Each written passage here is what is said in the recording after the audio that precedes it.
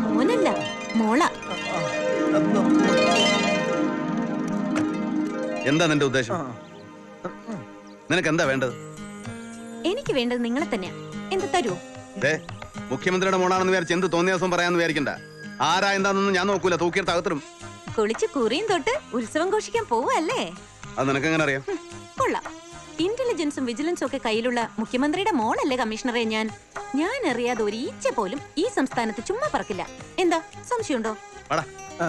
പിന്നെ ഞാൻ അങ്ങോട്ടാ ഉത്സവത്തിന്. എല്ലാവരും ഒരിടത്തേക്കാവുമ്പോ എന്തിനാ 2 വണ്ടി? നമുക്ക് ഒരുമിച്ച് അങ്ങ് പോയാ പോരെ? ഒരുമിച്ച് പോകാൻ നിന്റെ തന്തയെ കൂട്ടിയാ മതി.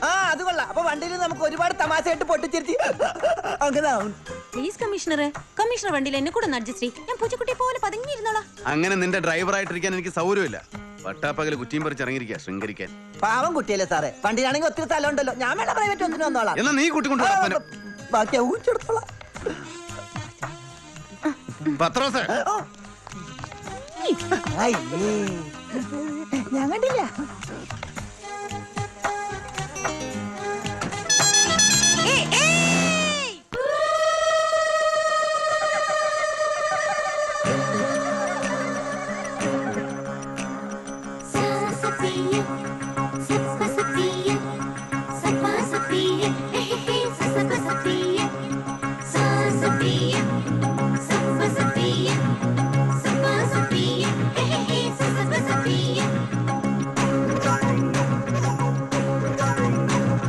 കണ്ണാരേ കണ്ണാരേ കടമ്പുമരം പൂത്തില്ലേ.